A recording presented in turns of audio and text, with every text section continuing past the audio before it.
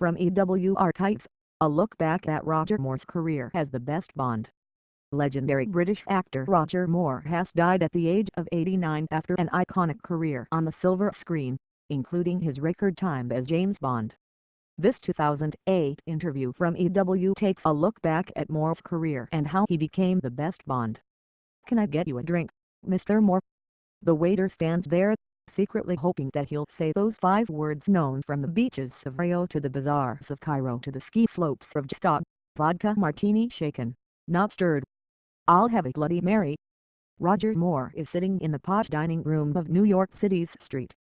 Regis Hotel. He is wearing a crisp white shirt, French cuffs, naturally a blue and red striped tie Savile Row, of course, and a blue blazer with a tiny floret pinned to the lapel signifying that was the erstwhile international man of mystery is a commander of the French Ordre d'Arts et de Lettres. Seated next to him is his 4th wife, Christina, the lovely blonde with a vaguely European accent. Every eye in the room is on him. Middle-aged men and their wives crane their necks just to hear his voice. This is what it is to be in the elite fraternity of actors who have played James Bond. When Moore's drink arrives, he swishes it around in his mouth like a fine Bordeaux and announces, "This is the best goddamned Bloody Mary I've ever had." Adjectives almost fail to do justice to Moore's speaking voice. It's a purr coated in honey and caramel and molasses. He is 81 and has a leathery tan.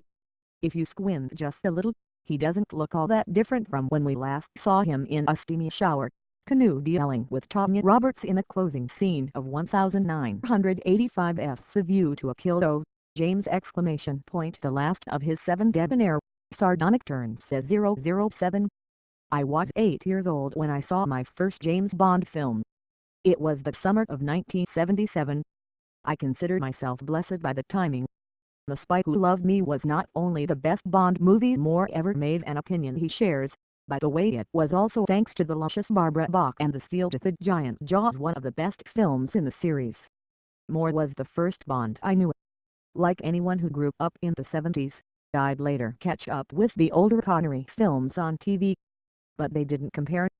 They just seemed like smudgy Xeroxes of the Bond I'd first seen in the theater. And where was the fun? Sure, Connery was more dangerous, rougher around the edges, deadlier with a Walter PPK. But Moore was lethal from 10 paces, armed with nothing more than a coped eyebrow and a saucy Bond MOT. And if there was some sort of sexual double entendre in that Bond MOT, well, all the better for an 8-year-old. Moore had the good luck to play Bond during the last gasp of the Cold War. Often the plots were needlessly Byzantine and downright absurd. The outer space love story involving Jaws in Moonraker comes to mind. But most of Moore's Bond flicks were catnip to boys who hadn't discovered girls yet. In Live and Let Die, he got entangled in Caribbean voodoo. In The Man with the Golden Gun, the villain had a superfluous nipple. And in For Your Eyes Only, he was chased down the Italian Alps by Aryans on motorcycles. Cheese, yes. But served up with just the right amount of ham, thanks to Moore. Moore played 007 more times than any other actor. By rights of possession, he owns the part. Connery appeared in only 6, if you exclude the unofficial and embarrassing 1983 comeback Never Say Never Again. I doubt even Connery wants to include that one. And as any apprentice-level 007 aficionado knows, there were also the Blink and Miss George Lazenby one film, the place-holding charisma vacuum Timothy Dalton and the so suave he was almost blank Pierce Brosnan for. Now, of course, we have Daniel Craig, who's updated Bond into a sort of sadistic, knuckle-scraping Jason Bourne in a tux. He's serious, flawed, and, if you ask me, kind of a drag. The knock on Moore has always been that he played the character too lightly. He was too arch, too jokey. But that seems a bit rigid. Moore's Bond films grossed $1.2 billion worldwide. He took over a hugely popular franchise after its leading man walked and kept it humming for 12 more years. As far as I'm concerned, Moore is, was, and will always be Bond. It's not a critical argument, just one from the heart. When I explain this to Moore, that the Bond you love first is the Bond you'll always love most, he seems genuinely touched.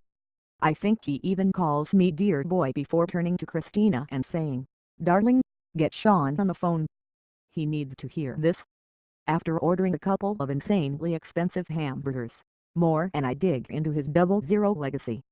Moore is aware of his lie Twain also ran reputation within the Bond universe, and he's actually damn proud of it.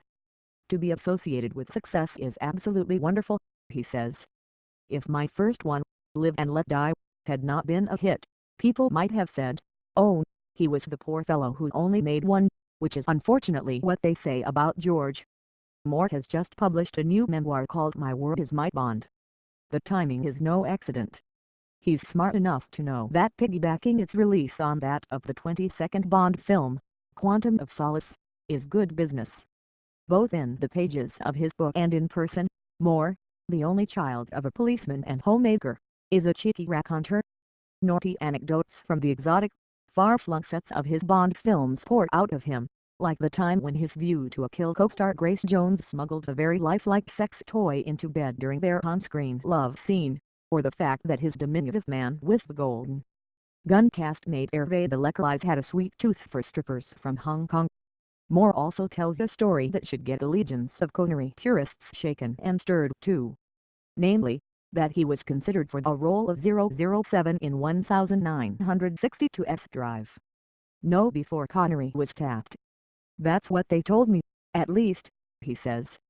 They also said I was Ian Fleming's first choice. But Ian Fleming didn't know me from S. He wanted Cary Grant or David Niven.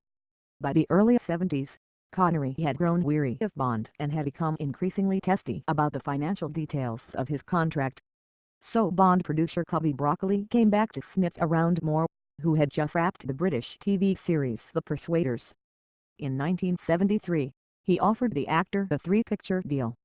Moore knew it wouldn't be easy to make fans forget about Connery, so he wanted to put his own stamp on the character. I tried to find out what Bond was all about, he says, but you can't tell much from the books. There's the line that says he didn't take pleasure in killing, but took pride in doing it well. So that's what I did. But the other side of me was saying, this is a famous spy, everyone knows his name, and every bartender in the world knows he likes martinis shaken, not stirred. Come on, it's all a big joke. So most of the time I played it tongue-in-cheek. Moore is the first to admit he's no Oliver. Well, second, after the critics who crucified him as 007. In the past he's been quoted as saying, my acting range has always been something between the two extremes of Ray's left eyebrow and Ray's right eyebrow. When asked about this bit of self-deprecation, he adds, I can also wiggle my ears. As our hamburgers arrive, Moore delicately reaches for a knife and fork. Yes, he actually eats a burger with a knife and fork and says, listen, if I say I'm yes, as an actor, then the critic can't, because I've already said it. For years my agents would tell me, you've got to stop saying these things about yourself. People will believe you. So, they may also be pleasantly surprised. Actually, Moore says that he did bring one bit of method acting to the role of Bond. In each of the films, whenever he went face to face with a villain in a scene, he would imagine that the bad guy had halitosis. If you watch those scenes, you'll see I look mildly repulsed. In Moore's sixth Bond film, 1983's Octopussy, the secret agent squared off against a rival that even Ian Fleming couldn't have dreamed up, Sean Connery. After leaving the franchise 12 years earlier, Connery had returned in the unsanctioned 007 movie Never Say Never Again, which opened 4 months after Octopussy. The high noon box office showdown seemed like it would reveal, once and for all, America's favorite Bond. Octopussy won. When I asked Moore if he felt any competitiveness with Connery at the time, he smiles. No more than two jockeys who are going to be paid anyway for running the race. But it would be nice if you won because you'd get the extra bonus. But really, no more than that. Sean and I are friends. As he finishes this sentence, a stranger comes over to our table. It's Placido Domingo. Moore gets up, and the two go off to the side of the room to catch up. I ask Christina how these two know each other, and she tells me that they often play tennis together while on vacation in Acapulco. Of course they do. Then I ask her where she and Moore live. She replies, we spend the summers in Monaco and the winters in Switzerland. What did you expect? When Moore returns to the table, He launches into his reasons for leaving the franchise.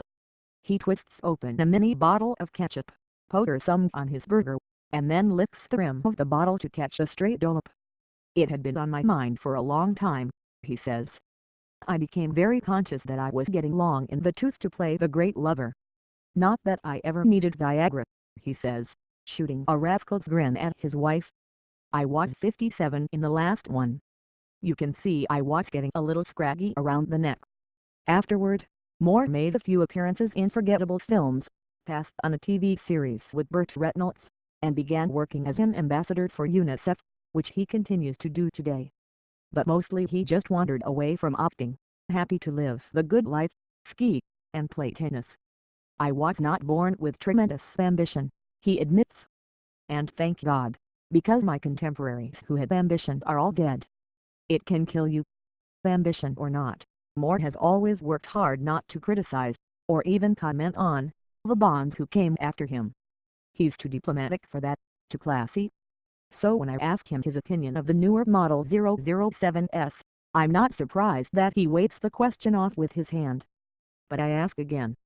"Okay, I've seen Daniel's Casino Royale, and I thought it was bloody good.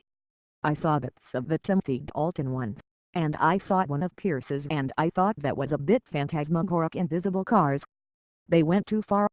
However," he says, "in 47 years they haven't made many mistakes with the Bond franchise.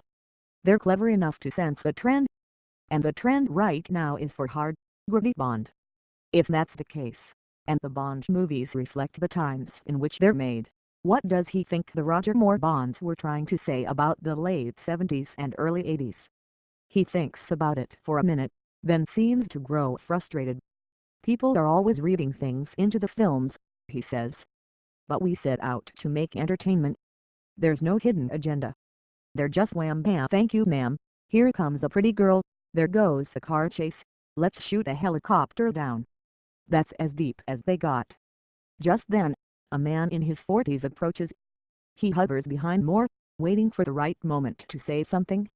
Finally, Moore turns around and shoots him a "Can I help you?" stare. The man stammers and clears his throat. "I'm sorry to bother you, but I'm a huge fan and I just wanted to hear your voice. Could you say something, anything?" Moore takes his napkin from his lap and slowly folds it. "Thank you, that's very nice of you. That's it."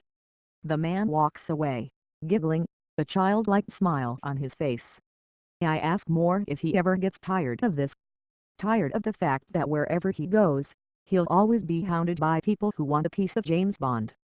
He almost chokes on his Bloody Mary. "Are you kidding? I'm damn lucky." Then comes the old Moore quip.